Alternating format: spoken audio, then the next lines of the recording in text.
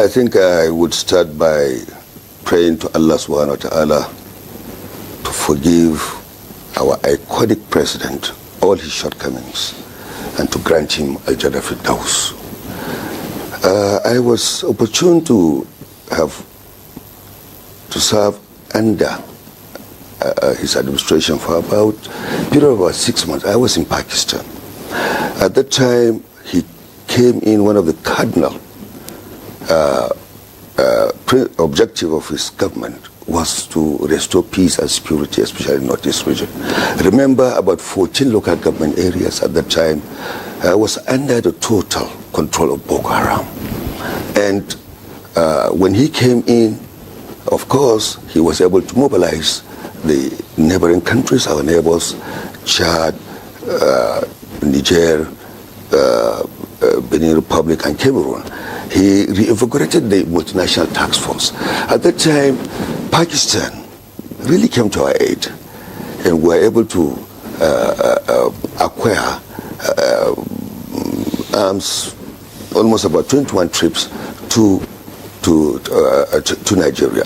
But then, in the pipeline, was the acquisition of aircrafts that will help boost the combat capabilities of our armed forces. And he fast-tracked that, and honestly speaking, we were able to take delivery of 12 Super Marshal trainer aircraft. So in a nutshell, the president, we have lost, Nigeria have lost an iconic president, a statesman. Africa has lost a great man. The international community have lost a partner, because if you look at his activities in his second term as presidential, as a civilian president, he was able to re-establish Nigeria's position at the international arena. He mended our relationship with the United States, with the UK, with France, with Germany, and to a large extent was able to sign various memorandums of understanding to combat terrorism as well as corruption. This is a man that was designated as the African Union champion for the fight against corruption. And going forward, if you look at when Nigeria was hit by the coronavirus, 19 coronavirus pandemic, he was designated by the ECOWAS head of government as a champion. So, in resume, if one is to go into the legacies of President Buhari, I don't think time will permit us. But in a nutshell, he has been able to stamp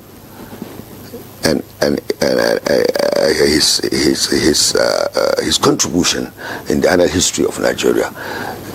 If you look at it, if we are going to look at it in detail, we have to look at it in two perspectives. When he was military head of state, this is a man who focused on economic diplomacy for Nigeria.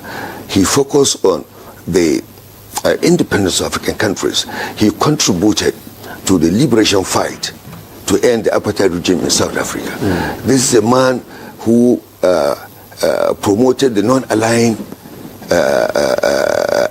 movement, and as well as ensuring that Nigeria maintained diplomatic relations with both the West and the East. And the high point of his policies when he was military head of state was the war against indiscipline.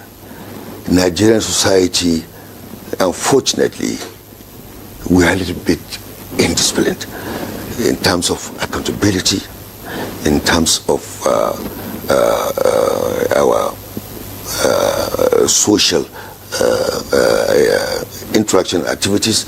And I think to a large extent, at that time, the president has recorded significant impact, especially his drive towards Pan-Africanism, his drive towards promoting regional stability.